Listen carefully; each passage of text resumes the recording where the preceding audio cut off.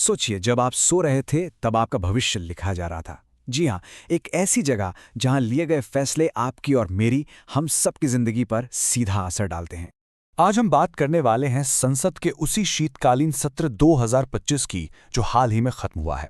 और यकीन मानिए, ये सेशन जितना छोटा था ना, उससे कहीं ज्यादा एक्शन पैक्ड था। तो चलिए इसे डिकोड करते हैं। और सबसे हैरान करने वाली बात जानते हैं क्या है? इस सेशन की प्रोडक्टिविटी पूरे 100%। सोच के देखिए, 1 दिसंबर से 19 दिसंबर 2025 तक, मतलब सिर्फ कुछ ही दिनों के अंदर देश के लिए इतने बड़े बड़े कानून बना दिए गए। स्पीड कमाल की थी। तो आज हम क्या क्या समझेंगे? सबसे पहले संसद की कुछ बेसिक टर्म्स बिल्कुल आसान भाषा में। फिर उन 5 बड़ी बिल्स की बात करेंगे जो अब कानून है। इसके बाद ये भी देखेंगे कि इतनी तेजी ठीक थी या नहीं, और आखिर में इस सब का आप पर क्या असर पड़ेगा। तो चलिए, बड़े बड़े कानूनों की गहराई में उतरने से पहले ये जरूरी है कि हम संसद की एबीसी को समझ लें। कुछ आसान से शब्द जो बार बार सुनने को मिलेंगे। सबसे पहला शब्द है सेशन, यानी सत्र। देखिए, साल में पार्लियामेंट आम तौर पर 3 बार मिलती है, बजट, मॉनसून और विंटर सेशन के लिए। ये बेसिकली वो टाइम पीरियड है जब सारा कामकाज होता है। अच्छा, अब सेशन के अंदर होती हैं सिटिंग्स, यानी बैठकें। सिटिंग का मतलब सिंपल है, एक दिन की मीटिंग। हर दिन जब सांसद आकर बैठते हैं, बहस करते हैं, चर्चा करते हैं, उसे एक सिटिंग कहते हैं। और आखिरी टर्म है एडजॉर्नमेंट साइन डाई। थोड़ा फैंसी साउंड करता है ना? ये एक लैटिन टर्म है जिसका सीधा सा मतलब है सेशन खत्म, लेकिन अगली मीटिंग कब होगी ये बताए बिना। मतलब काम पूरा, अब अगली बार मिलेंगे। और हाँ, इसी के साथ विंटर सेशन खत्म हुआ था। ओके, तो बेसिक्स क्लियर हो गए। अब आते हैं इस एक्सप्लेनर के सबसे ज़रूरी हिस्से पर। वो 5 बड़े बिल जो अब देश के कानून बन चुके हैं और जिनका असर हम सब पर पड़ने वाला है। सबसे पहला है एसकेए बीमा सबके लिए संशोधन बिल 2025।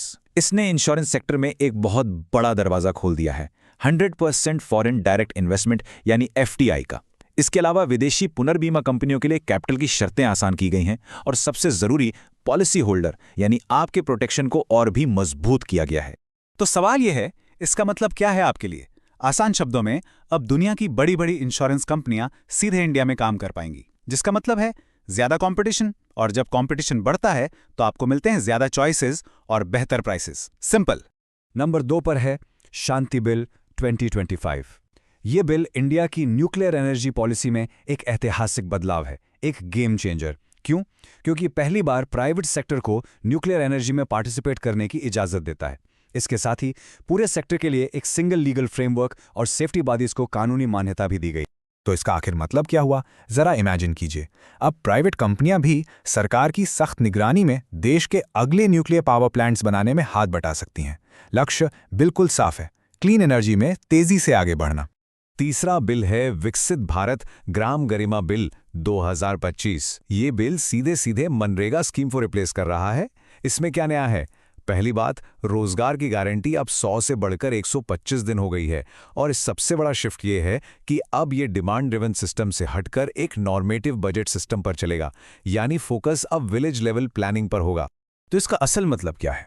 देखिए, अब सरकारी काम का फोकस गांव में सिर्फ दिहाड़ी मजदूरी देने पर नहीं होगा।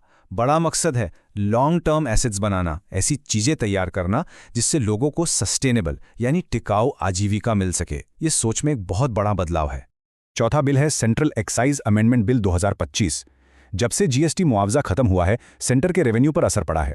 ये बिल उसी कंटिन्यूटी को बनाए रखने के लिए है। इसमें खासतौर पर तंबाकू उत्पादों पर एक्साइज ड्यूटी को रिवाइज किया गया है और कंप्लायंस को आसान बनाने की कोशिश की गई है। और पांचवा और आखिरी बिल है health security and national security cess bill 2025। ये बिल एक नया सेस लगाता है। सेस मतलब टैक्स के ऊपर टैक्स, जो किसी खास मकसद के लिए लगाया जाता है। और यहाँ मकसद बिल्कुल साफ है, इससे जो पैसा आएगा वो सीधे देश की हेल्थ की तैयारी और नेशनल सिक्योरिटी की जरूरतों पर खर्च होगा। तो काम तो बहुत तेजी से हुआ, बिल फटाफट पास हुए, लेकिन हर कहानी के 2 पहलू होते हैं। सवाल ये उठता है कि क्या इस स्पीड की कोई कीमत चुकानी पड़ी? चलिए अब जरा सिक्के का दूसरा पहलू भी देखते हैं। तो देखिए, एक तरफ की तस्वीर है जहां 8 जरूरी बिल पास हुए, 100% प्रोडक्टिविटी रही, लेकिन दूसरी तरफ आलोचना भी हुई। कहा गया कि कई बिलों पर बहस बहुत कम हुई। दिल्ली के प्रदूषण जैसे बड़े मुद्दे पीछे छूट गए। और सबसे बड़ी बात, कुछ बेहद जरूरी बिलों को जांच के लिए स्टैंडिंग कमेटियों के पास भेजा ही नहीं गया।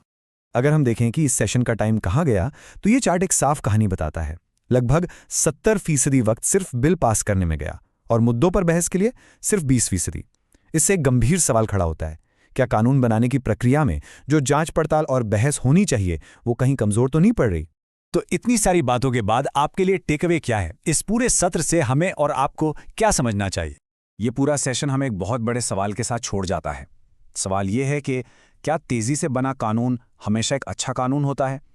क्योंकि एक तरफ रफ्तार जरूरी है, लेकिन दूसरी तरफ बिना गहरी बहस और जांच के बनाए गए कानूनों के दूरगामी असर क्या हो सकते हैं, ये सोचने वाली बात है। ऐसे ही इन्फॉर्मेटिव वीडियोस देखने के लिए LLB स्टूडेंट अड्डा को फॉलो करें एंड सब्सक्राइब करें। If you want any new topic, comment below.